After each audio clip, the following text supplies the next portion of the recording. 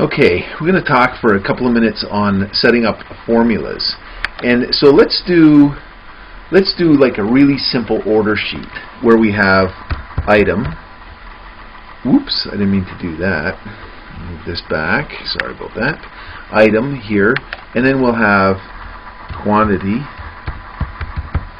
and then we'll have extension, which is basically item times the quantity, and then we'll have tax, and then we'll have total.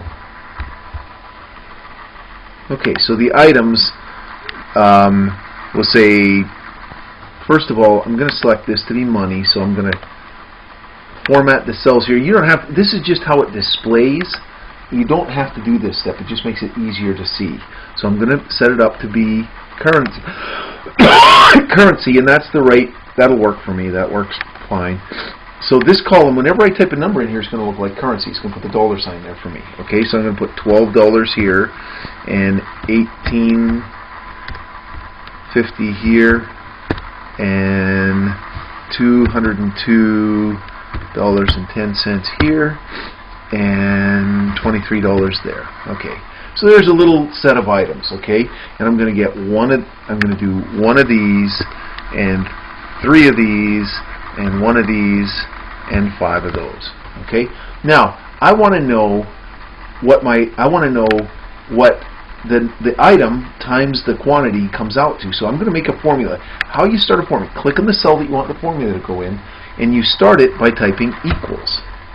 You type equals, and then I'm going to say equals, and I want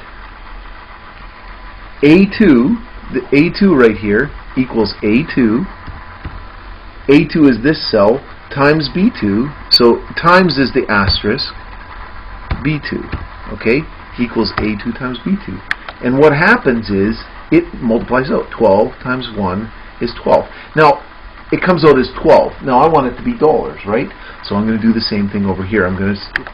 This is just for visual effect, but I'm going to format the cell and make it currency. All right, so now we have $12.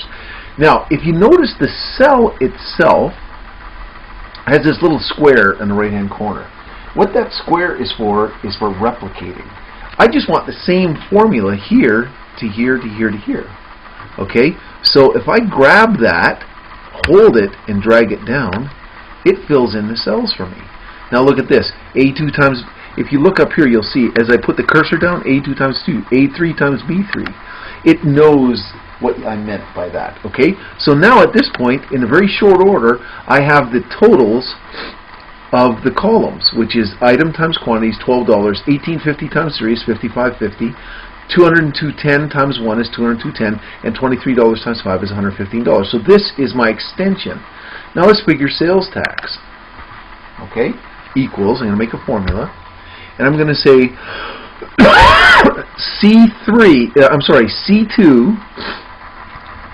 C2 times what? 0.06, right? 6%, 0.06. 72 cents tax. I'm going to do the same thing and replicate that down.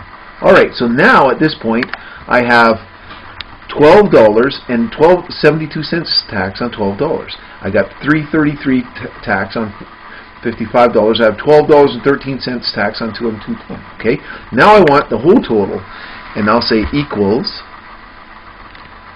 C2 plus D2, which is the extension plus the tax, $12.72. And I'll just do the same thing. I'll drag that down, and there we go. There's our totals down the side. And let's do, just for grins, I'm going to move this over so you can see that. Okay. Now, so at this point, the formula is C2 plus D2. Now let's change. Okay. So basically, this is the total, which is the number, the item times the quantity with the sales tax added. Okay. Now let's look at the total of the whole thing. I'll do equals, and I want to type a formula we'll call this sum. Equals sum, and I'll open a bracket, and then I can select just like that, and then I close the bracket and I push enter. There's our total for the whole thing. Okay, if I want to see the total of the sales tax, equals sum, open bracket, and I'll close the bracket, and I'll push enter. There's the sum of the sales tax. Here is the sum of all of the items before tax.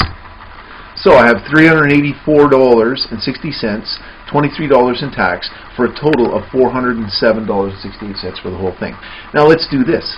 Let's change the quantity of the $202 item. We'll change that to 4. Watch this. When I push enter, everything changes, just like that. Let's go to 20 here. Oh man, look at that.